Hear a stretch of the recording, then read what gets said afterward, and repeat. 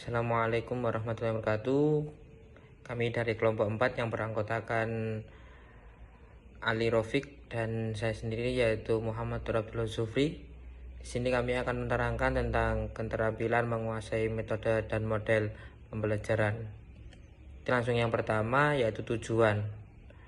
Memahami pentingnya penguasaan metode dan model pembelajaran. Dan yang selanjutnya mengetahui berbagai jenis metode dan model pembelajaran.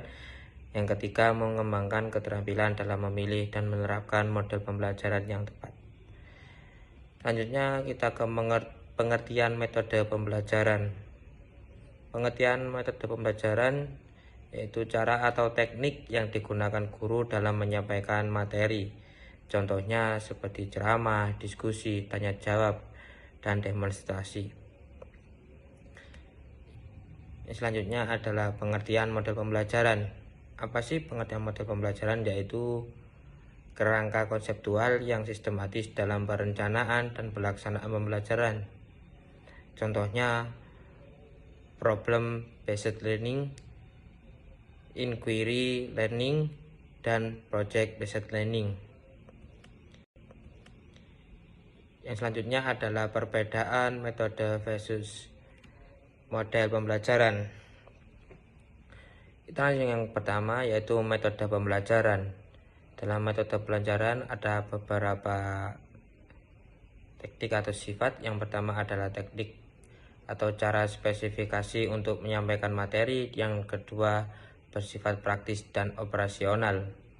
Contohnya seperti ceramah, diskusi, tanya jawab, dan demonstrasi.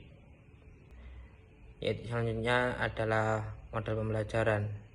Ada beberapa, yaitu yang pertama adalah kerangka atau pola pembelajaran secara menyeluruh, dan yang kedua mencakup strategi, pendekatan, metode, dan teknik. Contohnya seperti problem based learning atau PBL, discovery learning, inquiry learning. Pentingnya menguasai keduanya. Apa sih pentingnya menguasai keduanya? Yaitu ada beberapa alasan. Yang pertama adalah memperkuat kompetensi profesional guru. Kedua, meningkatkan keterlibatan dan hasil belajar siswa. Yang ketiga, menyesuaikan dengan kebutuhan dan karakteristik siswa.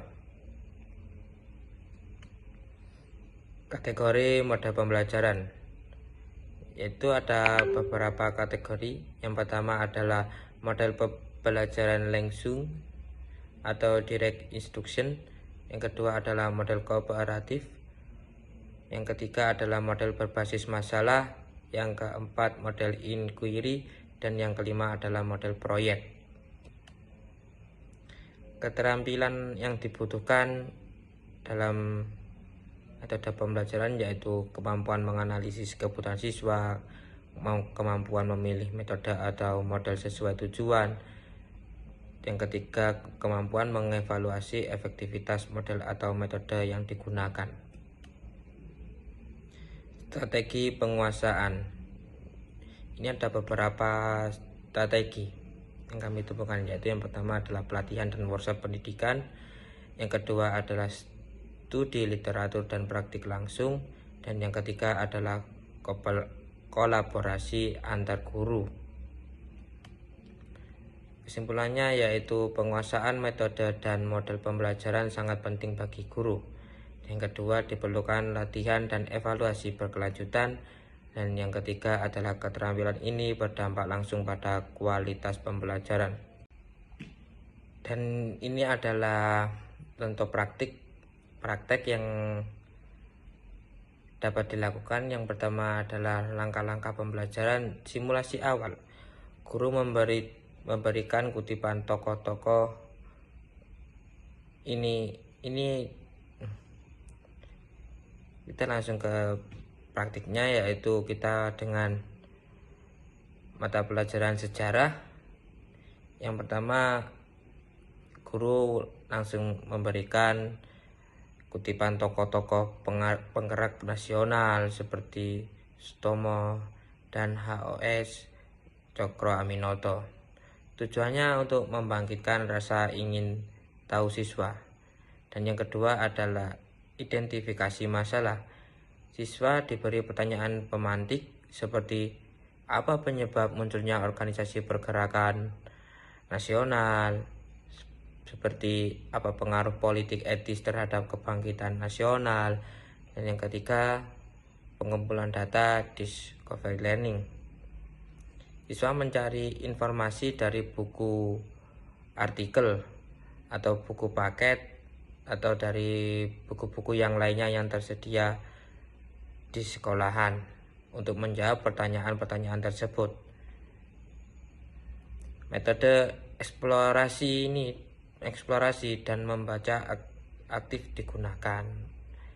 Dari sebab itu, maka siswa akan aktif untuk membaca dan rasa ingin tahunya itu akan keluar gitu.